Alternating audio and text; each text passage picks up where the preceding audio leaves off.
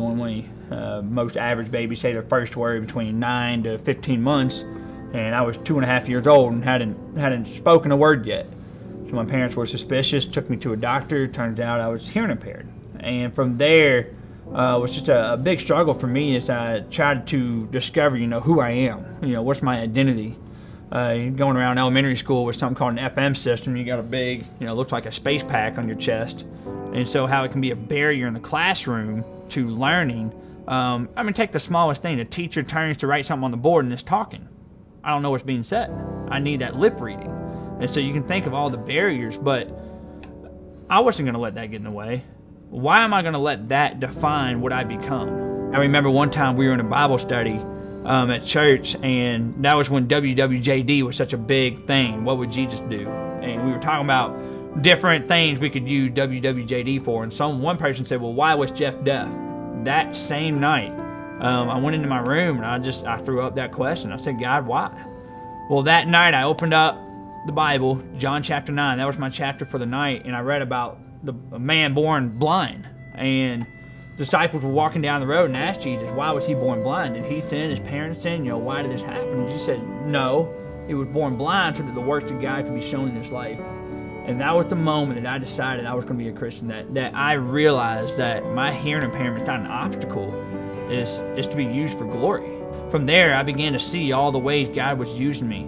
He used me, he had me speak in our state senate to get insurance for hearing aids for kids. He had me in college, I was doing deaf ministry. Everybody's got some kind of obstacle, whether it's a physical disability or whether it's some emotional disability, everybody's got something.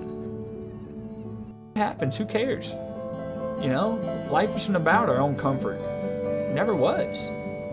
I partially tore my ACL, and my other knee I fully tore it and had surgery. I've had surgery on my nose because of deviated septum. My lung has collapsed 3 times, which I had a chest tube all 3 times, and then they had to chemically repair my lung. I have had testicular torsion. That was not fun. I have had appendicitis. I have had a separated bone in my foot. So let's run this down. Jesus can say, I got flogged and whipped and put a crown of thorns in my head. I got nailed to a cross. He didn't give up. He was victorious. He changed the definition of the cross. I want to change the definition of hearing impairment. I've been growing up with hearing impairment my whole life, and I've learned how to overcome that. Now being a new teacher, just my 3rd year, even how to overcome that in the classroom. And then as of a year and 2 months ago, I get diagnosed with Usher Syndrome and am told that I'm going blind. With my vision normal out here, and now I don't even see my hands till right here. My wife was pregnant when I was diagnosed. And the only thing that was on my mind was I'm not going to be able to watch my child grow up.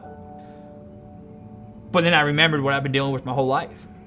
And it only took me a day to remember and go back to Christ. Christ defines my life. Christ has the final say. Christ is victorious.